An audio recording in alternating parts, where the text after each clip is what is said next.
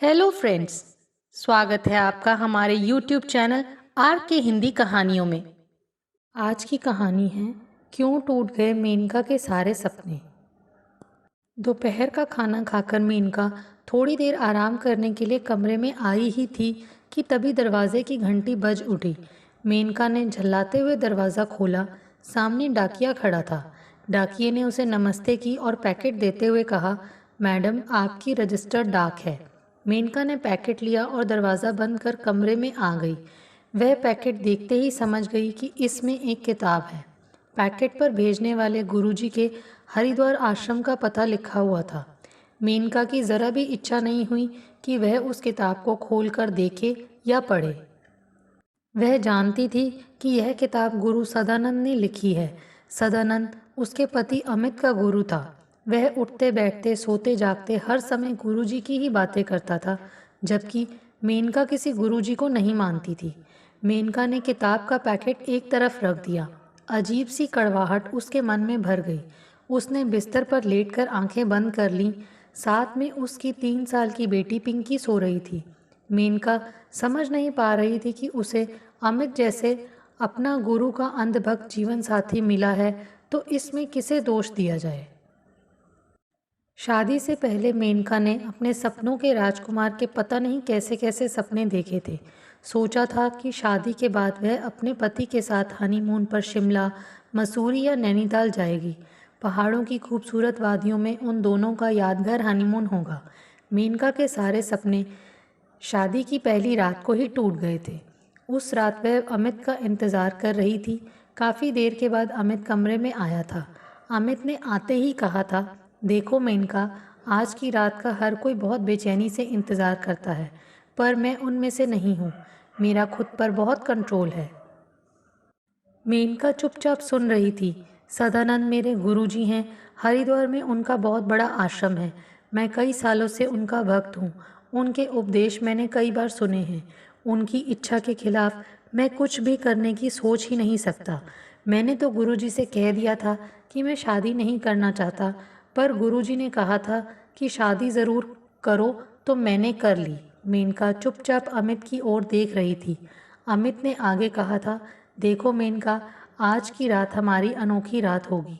हम नए ढंग से शादीशुदा ज़िंदगी की पहली रात मनाएंगे। मेरे पास गुरुजी की कई किताबें हैं। मैं तुम्हें एक किताब से गुरुजी के उपदेश सुनाऊंगा, जिसे सुनकर तुम भी मान जाओगी कि हमारे गुरुजी कितने ज्ञानी और महान हैं। और हाँ मेनका, मैं तुम्हें एक बात और भी बताना चाहता हूँ। क्या? मेनका ने पूछा। मेरा तुमसे एक वादा है कि तुम माँ ज़रूर बनोगी, यानी तुम्हें तुम्हारा हक ज़रूर मिलेगा, क्योंकि गुरुजी ने कहा है कि गृहस्थ जीवन में ब्रह्मचार्य व्रत को तोड़ना पड़ता है। मेनका जान गई थी कि अमित गुरुजी के जाल में बुरी तरह फंसा हुआ है। उसके सारे सपने बिखरते चले गए थे। अमित एक सरकारी दफ्तर में बाबू के पद पर काम करता था। जब भी उसे समय मिलता तो वह गुरुजी की किताबें ही पढ़ता रहता था। एक दिन किताब पढ़ते हुए अमित ने कहा था, मेनका, गुरुजी के प्रवचन पढ़कर तो ऐसा मन करता है कि मैं भी सन्यासी हो जाऊं। यह सुनकर मेनका को ऐसा लगा था मानो कुछ तेज सा पिघलकर उसके दिल को कचोट रहा है। वह शांत आवाज़ में बोल उठी थी, मेरे लिए तो तुम अब भी सन्यासी ही हो। ओह मेनका, मैं मजाक नहीं कर रहा हूँ, मैं सच कह रहा हूँ। अगर तुम गुरुजी की यह किताब पढ़ लो, तुम भी सन्यासिनी हो जाने के लिए सोचने लगोगी। अमित ने वह किताब मेनका की ओर बढ़ाते हुए कहा था, अगर इन गुरुओं की किताबें पढ़कर सभी सन्यासी हो गए तो काम कौन करेगा? मैं गृहस्थ जीवन में सन्यास की बात क्यों करूं? अगर तुम्हारी तरह मैं भी सन्यासी बनने के बारे में सोचने लगूंगी तो हमारी बेटी पिंकी का क्या होगा? बिना माँ बाप के औलाद किस तरह पलेगी? बड़ी होकर उसकी क्या हालत होगी? उसके मन में हमारे लिए प्यार नहीं, नफरत होगी। इस नफरत के जिम्मेदार हम दोनों होंगे। जिस बच्चे को हम पाल पोस नहीं सकते, उसे पैदा करने का हक भी हमें नहीं है, और जिसे हमने पैदा कर दिया है उसके प्रति हमारा भी तो कुछ फ़र्ज़ है। मेनका ने कहा था। अमित ने कोई जवाब नहीं दिया था।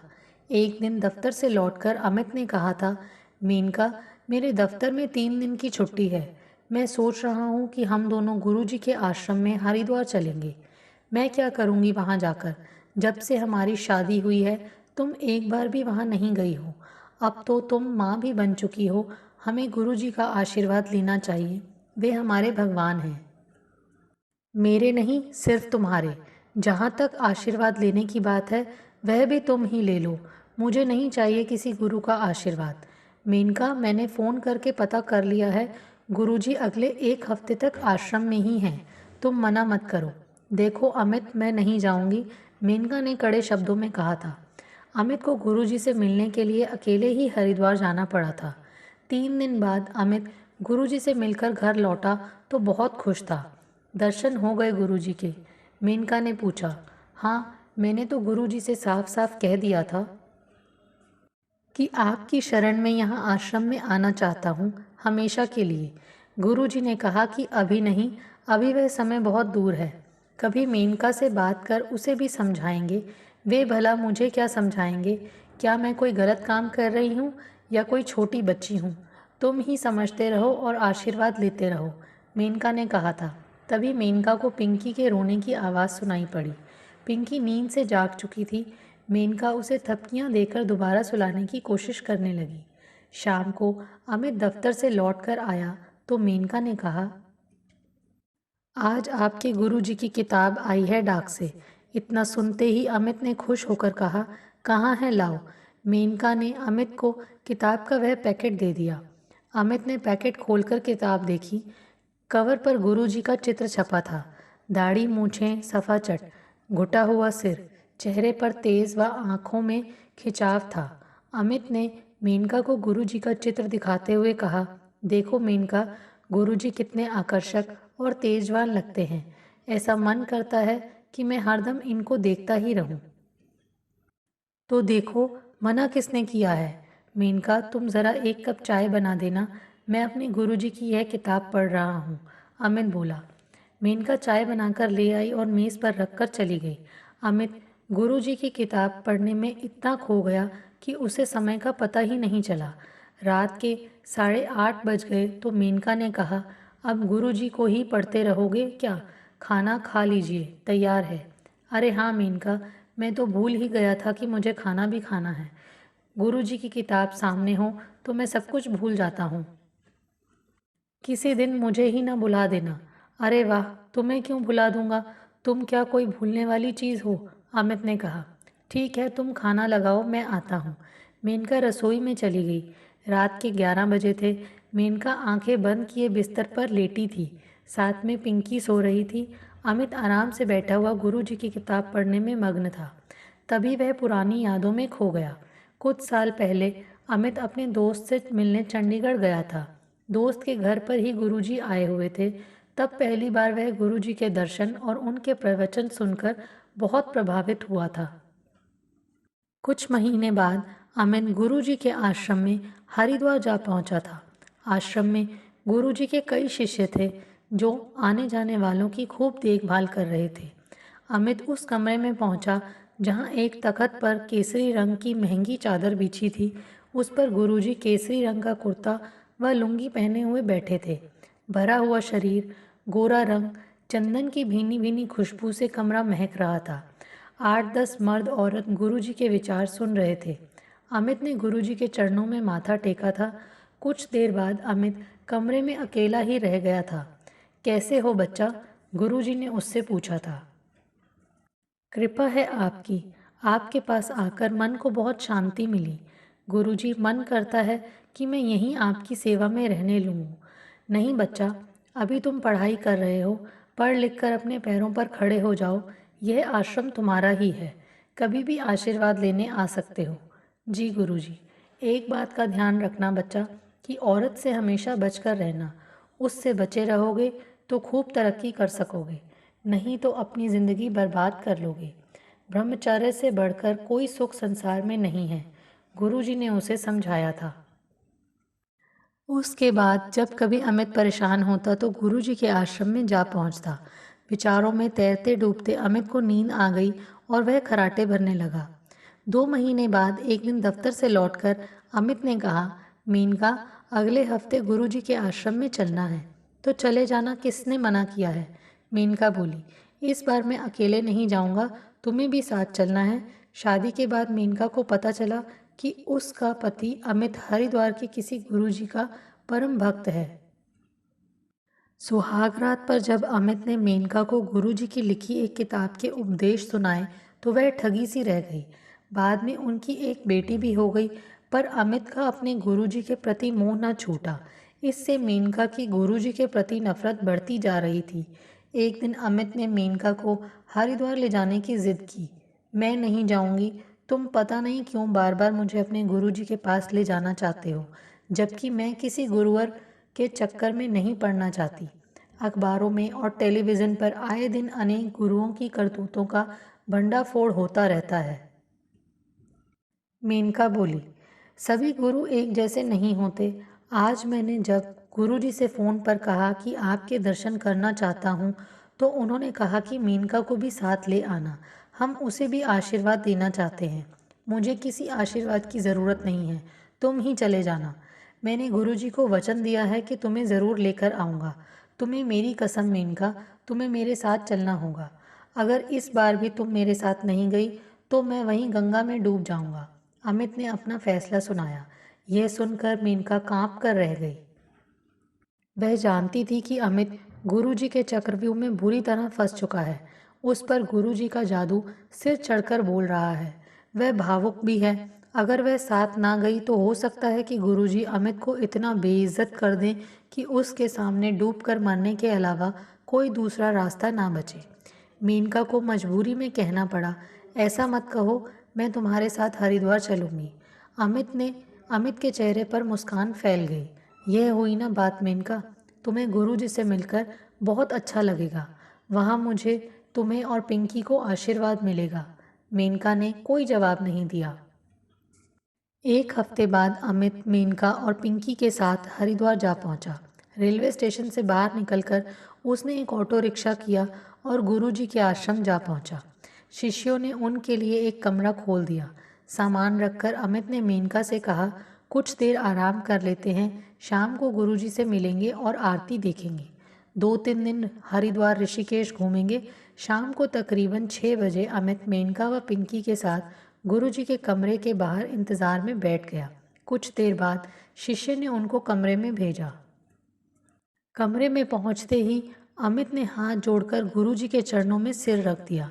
मेनका ने भी चरण छूकर प्रणाम किया। सदा सुखी रहो, सौभाग्यवती रहो, गुरुजी ने आशीर्वाद दिया। तुम्हारे घर में अपार सुख और वैभव आ रहा है मेनका, तुम्हें जल्दी पुत्र रत्न भी प्राप्त होगा। यह तुम्हारा पति अमित बहुत भोला और सीधा साधा सच्चा इंसान है। मेनका कुछ नहीं बोली। गुरुजी ने मेनका की ओर देखते हुए कहा, शाम की आरती में ज़रूर शामिल होना। जी गुरुजी, अमित ने तुरंत जवाब दिया। शाम को 7:30 बजे आश्रम के मंदिर में खूब जोर शोर से आरती हुई। गुरुजी और शिष्य आरती में लीन थे। प्रसाद लेकर कमरे में लौटकर अमित ने कहा, मुझे तो यहाँ आकर बहुत अच्छा लगता है। मेनका, तुम्हें कैसा लगा? ठीक है। कुछ देर बाद एक शिष्य ने आकर कहा, गुरुजी मेनका को बुला रहे हैं। अभी आ रही है, अमित बोला। जाओ मेनका, लगता है गुरुजी तुम्हें कुछ खास आशीर्वाद देना चाहते हैं। मैं अकेली नहीं जाऊंगी, मेनका ने कहा। अरे मेनका, हम तो भाग्यशाली हैं, गुरुजी हमें बुलाकर दर्शन और आशीर्वाद दे रहे हैं। बहुत से लोग तो इनसे मिलने को तरसते रहते हैं। जाओ, देर ना करो, पिंकी यहीं है मेरे पास, अमित ने कहा। मेनका को अकेले ही जाना पड़ा। वह धड़कते दिल से नमस्कार कर गुरुजी के सामने बैठ गई। तख्त पर बैठे हुए गुरुजी ने उसकी ओर देखकर कहा, मेनका, तुम्हारा भविष्य बहुत ही उज्जवल है।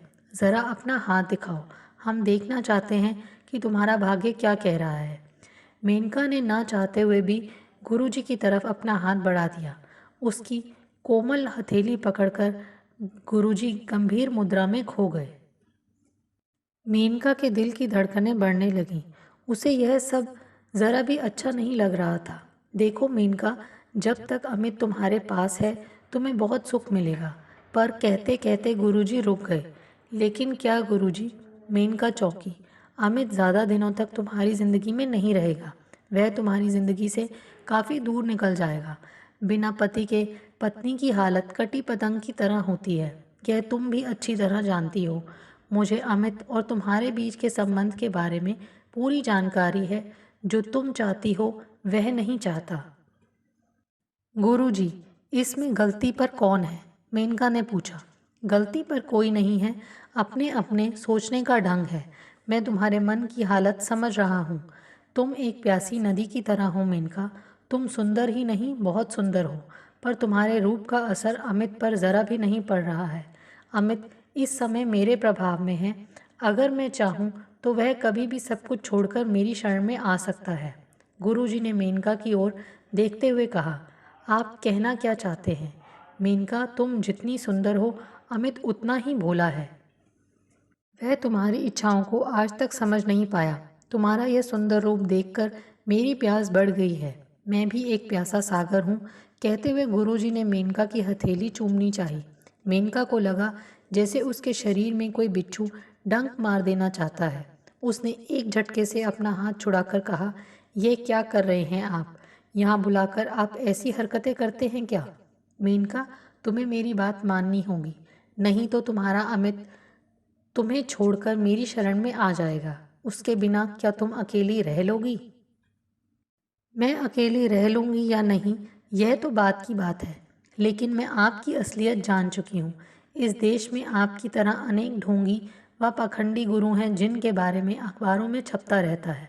अमित बोला है, पर मैं नहीं। मैं तो यहाँ आना ही नहीं चाहती थी। मुझे तो अमित की कसम के सामने मजबूर होना पड़ा। अब मैं आपके इस आश्रम में नहीं रहूँगी। मेनका ने गुस्से में कहा। यह सुनते ही गुरुजी खिलखिलाकर हंस पड़े। मेनका हैरान सी गुरु की ओर देखती रह गई। सचमुच तुम बहुत समझदार हो मेनका, तुम भोली नहीं हो।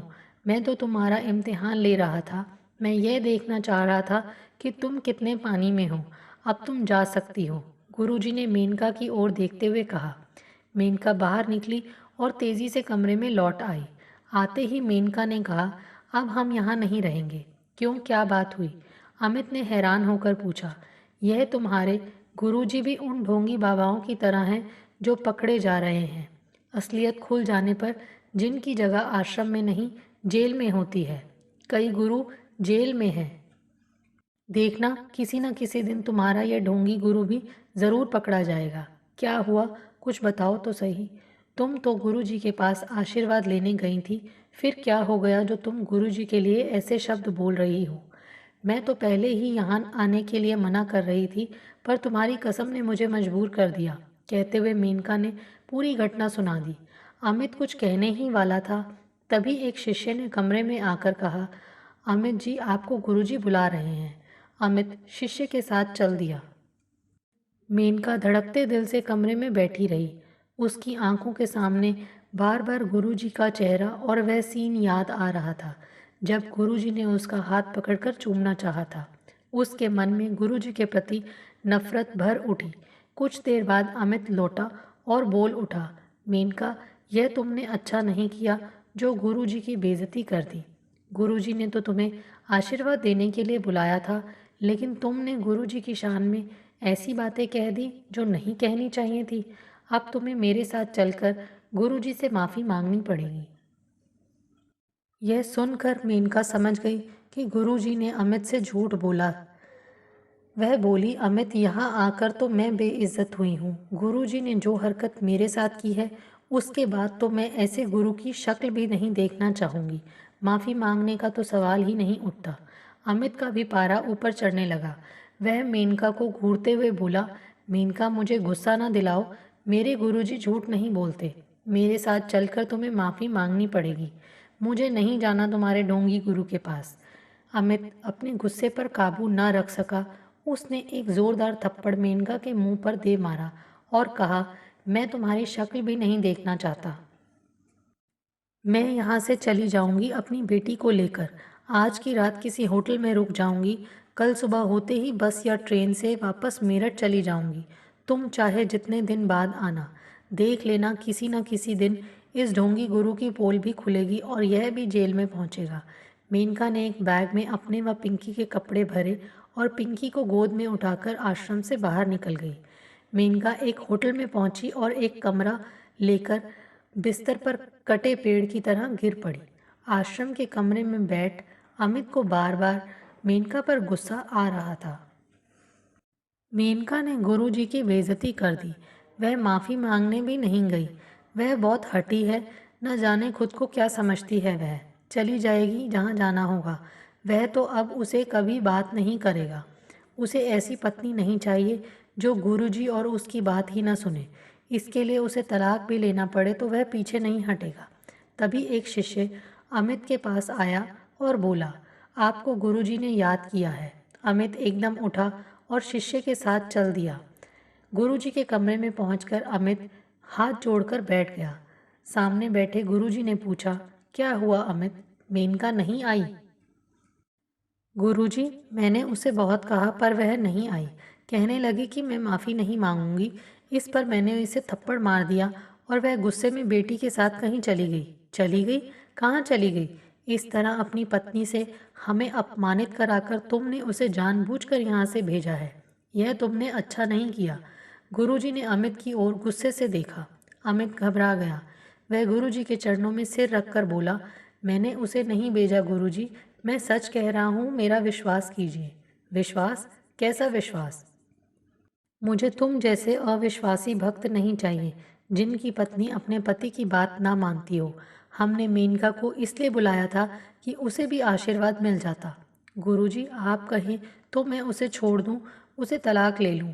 हम कुछ नहीं कहेंगे, जो तुम्हारी इच्छा हो करो। गुरुजी ने नाराज़गी भरी आवाज़ में कहा। अब तुम जा सकते हो। गुरुजी, मेनका की ओर से मैं माफ़ी मांगता हूँ। ऐसा नहीं होता कि किसी के अच्छे बुरे कर्मों का फल किसी दूसरे को दिया जाए। तुम अपने कमरे में जाओ। गुरुजी ने अमित की ओर गुस्से से देखते हुए कहा। अमित चुपचाप थके कदमों से अपने कमरे में पहुंचा। कुछ देर बाद दो शिष्य अमित के पास आए और उसके बैग में से कपड़े निकालकर बाहर डालने लगे, मानो कुछ ढूंढ रहे हों।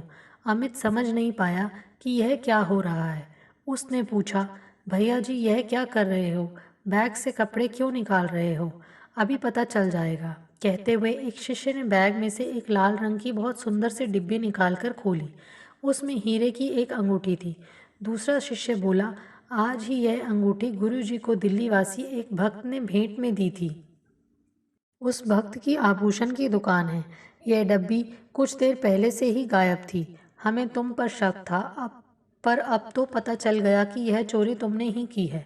नहीं, मैंने अंगूठी नहीं चुराई। मैं चोर नहीं हूँ।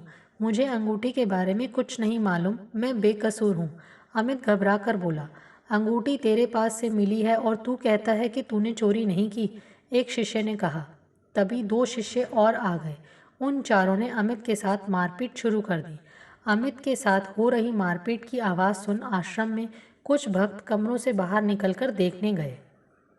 जब उन्हें पता चला कि गुरुजी की अंगूठी चुराने पर उसकी पिटाई की जा रही है, तो किसी ने भी उसे छुड़ाने की कोशिश नहीं की। सभी नफरत और गुस्से से अमित की ओर देख रहे थे। सभी का कहना था कि ऐसे चोर की तो खूब पिटाई करके पुलिस में देना चाहिए। चारों शिष्यों ने अमित की इतनी पिटाई कर दी कि वह बेहोश हो गया। आश्रम से बाहर उसे सड़क के किनारे फेंक दिया। गाड़ियां आती जाती रहीं। लोग देखते रहे कि सड़क के किनारे कोई शख्स पड़ा हुआ है। पुलिस की गश्ती गाड़ी उधर से जा रही थी। सड़क के किनारे किसी को पड़ा हुआ देखकर गाड़ी रुकी। दरोगा और दो सिपाही उतरे। उन्होंने अमित को देखा। उसके चेहरे पर मार पिटाई के निशान थे। मुंह व सिर से खून भी निकला था।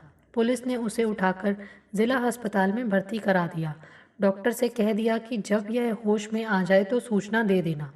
सुबह तकरीबन 7 बजे अमित को होश आया तो उसका शरीर बुरी तरह से दुख रहा था। डॉक्टर ने अमित के पास आकर पूछा, आपका नाम? अमित। क्या रात को किसी से झगड़ा हो गया था? डॉक्टर ने सवाल किया। अमित ने सब कुछ बता दिया कि वह गुरुजी का एक भक्त है, पत्नी के साथ यहाँ आश्रम में आया था। रात पत्नी से कहा सुनी होने पर वह चली गई। गुरुजी के शिष्यों ने उस पर चोरी का आरोप लगाकर मार पिटाई कर सड़क पर फेंक दिया। तुम्हारा समय अच्छा है अमित कि उन शिष्यों ने तुम्हारी जान नहीं ली। वे तुम्हें बेहोशी की हालत में गंगा में भी फेंक सकते थे। अब उन्होंने तुम्हारा बैग, मोबाइल वगैरह सामान ज़रूर फेंक दिया होगा गंगा में। अमित चुप रहा। अब तुम्हारी पत्नी कहाँ होगी? डॉक्टर ने पूछा। पता नहीं, वह बेटी को लेकर चली गई थी। रात को किसी होटल में रुकेगी। सुबह बस या ट्रेन से वापस जाने की बात कह रही थी। उसके पास मोबाइल फ़ोन होगा, ज़रा उसका नंबर बताओ। अमित ने मेनका का मोबाइल नंबर डॉक्टर को बताया। डॉक्टर ने नंबर मिलाया तो उधर घंटी बजने लगी। हेलो, उधर से आवाज़ सुनाई दी। मैडम, मेनका बोल रही हूँ। हाँ, बोल रही हूँ, आप कौन? मैं यहाँ सिविल अस्पताल से डॉक्टर विपिन बोल रहा हूँ। आपके पति अमित यहाँ अस्पताल में भर्ती हैं। अब वे काफ़ी ठीक हैं, लीजिए उनसे बात कीजिए। कहते हुए डॉक्टर ने मोबाइल अमित को दे दिया। हेलो, अमित की कराहती सी आवाज़ निकली। क्या हुआ, तुम ठीक तो हो ना? अस्पताल में क्यों? तुम्हारी तो आवाज़ भी नहीं निकल रही है। तुम यहाँ आ जाओ मेनका, मैं तुम्हारे बगैर जी नहीं सकूँगा। कहते कहते अमित को रुलाई आ गई। मैं आ रही हूँ, बस अभी पहुँच रही हूँ। उधर से मेनका की घबराई सी आवाज़ सुनाई पड़ी। डॉक्टर ने पुलिस को सूचना दे दी कि अमित को होश आ गया है। कुछ देर बाद चिंतित व डरी सी मेनका पिंकी के साथ अस्पताल में अमित के पास पहुंची। अमित के चेहरे पर चोट के निशान थे, सिर पर पट्टी बंधी हुई थी। अमित को देखते ही वह कांप उठी। उसने पूछा, यह कैसे हुआ? अमित ने सब कुछ बता दिया। तभी दरोगा व एक सिपाही उनके पास आए। दरोगा ने पूछा, अब कैसे हो आप? ठीक हूँ, अमित ने कहा। यह मेरी पत्नी और बेटी हैं। अच्छा, अब आप यह बताओ कि हमें क्या करना है? आप चाहें तो रिपोर्ट लिखा सकते हो। नहीं सर, हमें कोई रिपोर्ट नहीं लिखवानी है। हमें यह भी पता चल गया है कि गुरुजी की पहुंच ऊपर तक है। कई मंत्री व बड़े बड़े नेता भी यहाँ आश्रम में आते रहते हैं। गुरुजी का कुछ नहीं बिगड़ेगा। अमित ने कहा, जिस दिन भी इस शैतान गुरु के पाप का घड़ा भर जाएगा, उस दिन यह भी नहीं बचेगा। मेनका बोली। कुछ देर तक बातचीत करके दरोगा सिपाही के साथ वापस चला गया। पछतावे के साथ अमित बोला, कल सुबह अस्पताल से मुझे छुट्टी मिल जाएगी, हम वापस घर चलेंगे। मेनका, मैंने कभी सपने में भी नहीं सोचा था कि जिस गुरु को मैं भगवान समझता रहा, वह एक शैतान है। इस गुरु की अंधभक्ति में मैंने जिंदगी के इतने साल बर्बाद कर दिए। मैंने हमेशा तुम्हारी कही गई बातों की अनदेखी की। तुम तो इन ढोंगी बाबाओं से नफरत करती थी, लेकिन मैं उसकी वजह नहीं समझ पाया। तुमने इशारों इशारों में कई बार मुझे समझाने की कोशिश भी की थी, पर मेरी अकल पर तो जैसे पत्थर पड़ गए थे। दुख की बात तो यह है कि मैं ही तुम्हें यहाँ ज़बरदस्ती लाया था।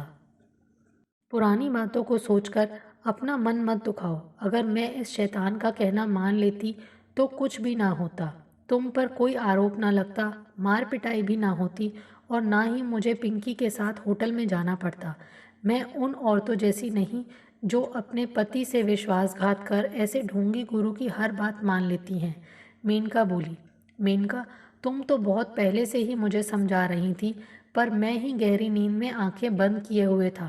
काश मैं भी तुम्हारी तरह गुरुजी के जाल में ना फंसता। कोई बात नहीं, जब जागो तभी सवेरा। मेनका ने अमित की ओर देखते हुए कहा। अमित एक नई सीख लेकर अस्पताल से सीधा अपने घर की ओर चल दिया। उसने मन में ठान लिया था कि घर जाते ही वह उस ढोंगी गुरु के दिए गए सामान को फेंकवा देगा। आपको हमारी ये कहानी कैसी लगी, प्लीज़ कमेंट करके ज़रूर बताइए। अगर आप इस चैनल पर नए हैं तो इसे सब्सक्राइब करें और शेयर करें। Thank you.